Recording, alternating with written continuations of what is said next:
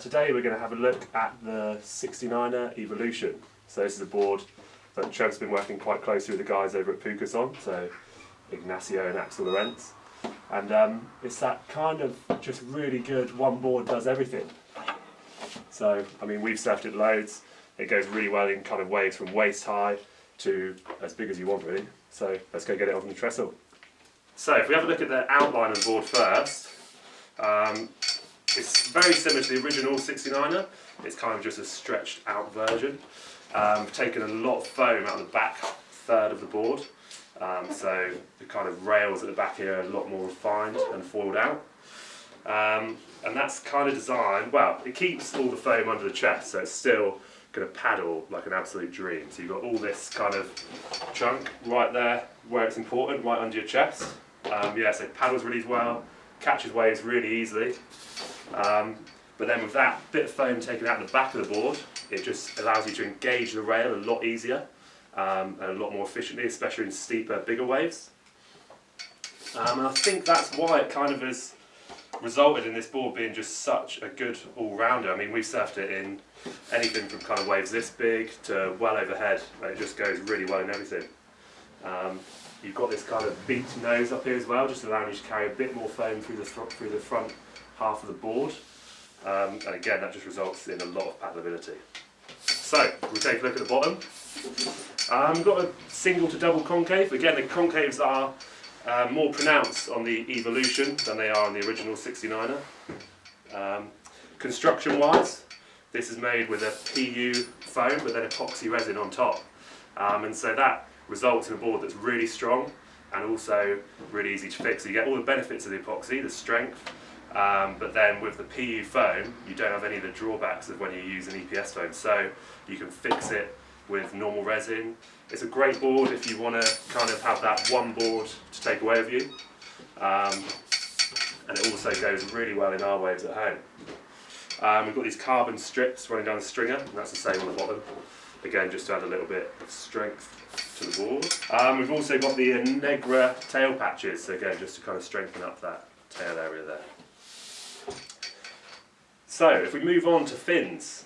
Now, we've surfed this board in a whole range of conditions and used a whole range of fins, and it really is a truly versatile board that just suits a kind of a lot of surfers and a lot of different waves, a lot of different fin types. It's a really versatile board. So personally, I mean, I've surfed it as everything, thruster, quad. Personally, my two favourites would be these two fins. So I really liked the feel of the Pukas thruster set in this board. It has a smaller centre fin, so I just found it kind of gave a little bit more, just loosens up the tail a little bit, which felt really nice, I thought. We've also surfed it with fannings in bigger waves, and that felt great, just to get a bit more drive and a bit more carve out of the board. And even in small waves, so talking, we were surfing Gadrivi when it's like waist high, and we actually found it to be really fun with the AMTs, so two big side fins and a smaller trailer fin. So that really gives this board kind of a fishy type feel, because it does carry that same kind of width as a fish up at the front. So I found with those in small waves, it just kind of loosened it up and just made it feel real fun if it's small and slack. Then when it gets bigger, you chuck in a thruster set and you're ready to go in wherever you want, you know, because you've got that nice thin tail that will hold you in and give you a lot of drive as well. So again, this board has a really wide range of people that it suits. I would say it would suit anyone that's just looking for a board that's going to paddle a lot easier, catch more waves, but still kind of that you can use if it gets bigger and you want something to hold you in and still have that drive and manoeuvrability.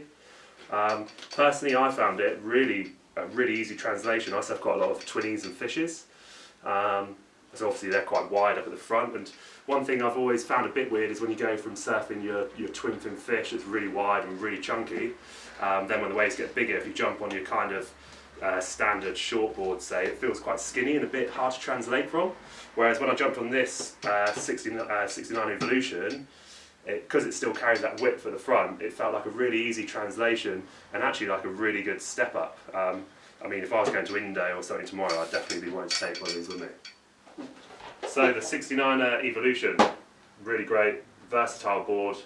if you're looking for that kind of one board that's going to work well in any condition, like we say, small slack waves at home, to kind of suit you for that Ments trip or Indo trip where you need something that's going to hold you in and paddle well, it's a real winner. It's strong, great construction.